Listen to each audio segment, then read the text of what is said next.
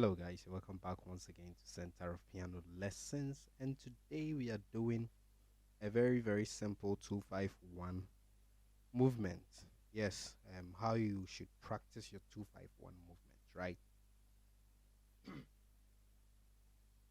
Cut out. Yes, so let's get started. So when we say 251, this is a very simple chord progression that has evolved. So let's say we are in the key of F. You want to do a 251, we are just saying re, so, do. That is a 251. So now we are going to practice this using circle of fourths, right? So we are going to start from C, we move to F, B flat, E flat, G sharp, we go to C sharp, F sharp, B, and we go to E, A, D, G, and get back to C. Very good. So this is the circle of fourths that we are going to use. Now let's look at what we are going to do. So our 2 is going to be a minor. So our 2. So this time around with this exercise, don't think in any key, okay? Don't think in any key. You're just doing. So this is your 251. That's how we are practicing. So C, F, B flat. Then we will start on the B flat. So B flat becomes our 2. Then E flat becomes our 5. Then our 1 becomes A flat. Do you get it? So that's how we are going to practice it. Because if you practice it like this, at the end of the day, you would have gone through all the 251s in each key without even noticing. And that is the good side of this. So forget that we are doing this in key C. We are doing this. No, we are doing this on the keyboard. Good. So now let's look at it again. So I'm saying that our 2, where we are starting from, becomes our minor chord. Now this is a minor chord. This is a C major chord. When I lower the second note, right, it becomes a minor chord. So there's a minor third interval, there's a major third interval, and then we get what? Minor chord. So this gives us a minor chord. Now we are going to voice this as a minor 7 voicing. So this 1 2 3 4 5 6 7. So this becomes our 7. So we are going to add that to it, and we are going to play it not in this position. We're going to bring this up here. I'm just showing you what we will be doing in all the keys. So this is how we're going to voice the chord. So play our minor, and then you just add a 7 to it. So we get our minor 7. This is a C minor 7 chord. Good. Now, and our left is just going to be the perfect fit. We're just going to be doing this red, right? So, or you can even try and stack this here, but it doesn't matter. This is what we are going to do. So this is our 2, and then we will go to our 5. But normally our 5 is a dominant, right? So this is a dominant 7 chord. So we would have ideally played this dominant 7 chord. But what I'm doing here is I'm doing a tritone substitution of the dominant 7 chord. Now, what we are doing, let me just make this simple and not confusing. We are just playing the dominant 7 of the third tone. So if I do this dominant 7 chord, right, this is our dominant 7, F dominant 7. That's what we should have played. And then I'm trying to substitute this, do a tritone substitution of this. The tritone of F is this. This is F tritone, right?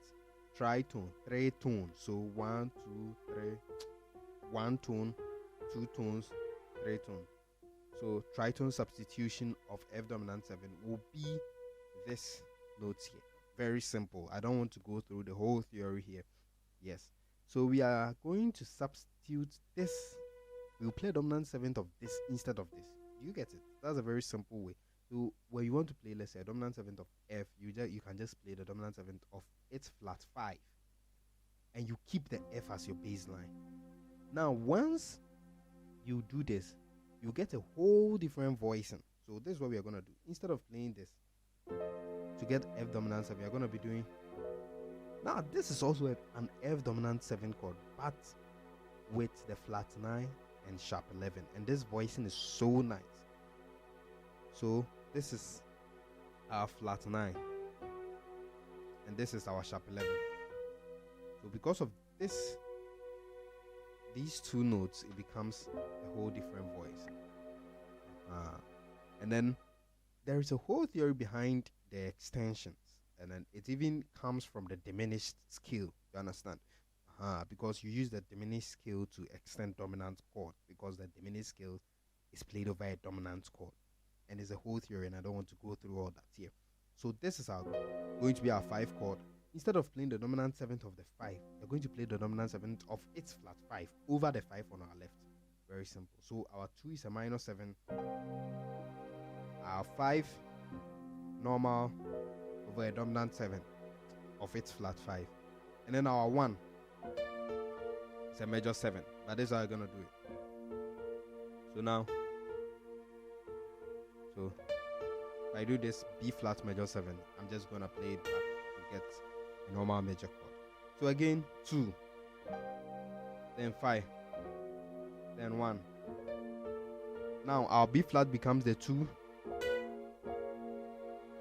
and then its 5 is the E flat. So we're going to play the E flat and its flat 5 as the dominant 7. You get this, because we are going to play this A dominant 7. Then we get back to G sharp. Now we go to G sharp minor. We are going to play G sharp as a minor 7. Then we will go to C sharp, because 2, so 2, 5. Now C sharp, you're going to do that of its flat 5 here, the dominant 7th of that, and we get there to F sharp. Then same thing, F sharp, make it minor. You go to B and you play the dominant 7th of the flat 5 of B. So like this flat 5 of B, do re mi fa so, flat 5, and you get to the 1. Now you see, this is why all keys is necessary. Okay, so by the time you are done going through all this, you would have played every single key with the understanding. So I'm just taking my time explaining it so that once I play through again, you don't get confused. So again, your dominant with this movement that I'm teaching, your 2 is a minor 7. Your 5, you're playing dominant 7 flat 9 sharp 11. But in order to just play that chord, play the 5 or the dominant 7, the key, the chord that you wanted to play the dominant 7. So if it's F dominant 7, just play the F like this, and then you play the flat 5, the dominant 7th of the flat 5, or Fi. That's what I mean. So do re mi fa so, you play the dominant 7th of the Fi.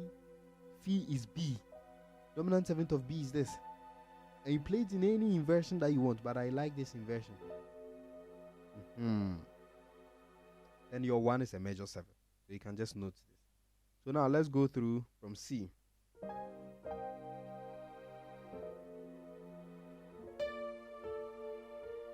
Make a minor 5, minor 7, dominant 7, major 7, minor, dominant 7, just like that. Now we are in E, so we make E minor 7, then you go to A, you play it over 8 flat 5, then you resolve it to D, and then you play minor 7, resolve it to. Now you see we've gotten back to C. If you decide to go again, you will just play the same cycle. So once you're done with C, start from C sharp, right? Once you are able to do that of C sharp, you would have played every key, both as minor, major, both as minor and then a dominant 7. Yes, good. So let's go through C sharp, from C sharp. So from C sharp, we'll go to what? F sharp, and we'll do that of its flat 5. Resolve it to the 1. Then you do the same thing. Make B minor now. Go to its 5. The 5 here is not the 5 of B, but the 5 in the circle of fourths. So from B, you go to what? Circle of fourths. Do, re, mi, fa. You go to A. Now A is your 5 in your mind. Do you understand? I hope I'm not confusing anyone. But anyways, so you're just using the circle of 4. So watch on the screen. So once we move from C, where we are starting from is our 2. The next key is our 5. And then the next is our 1. Then that's where we've reached. It becomes our 2 again, and we continue just like that. So if you are starting from C sharp becomes our 2. The next key in a circle of 4 from C sharp is what? F sharp. That becomes our 5. We know how we are voicing it. Now from here, the next is what? B. That becomes our 1, major 7. Then it just keeps repeating. You make it a 2 now. What is next? A. E, sorry. You make it dominant 7. Now we are in G. Make it minor. Sorry. Now we are in C. You go to F. Make it minor. E flat. E flat. Make it a minor. A flat. Back to C sharp. So I hope this exercise would help someone. If you didn't get anything and you want extra extra details, you can just text us for our piano course, and then we'll just take you through all these as it is better explained and more lengthy and more details there, so that you understand the whole theory of circle of force, understand the whole theory of tritone substitution. I'm just teaching you a way you can practice your 251. That's why I didn't want to waste much time on the theory behind whatever I'm playing. We shall meet in our next video. Stay blessed.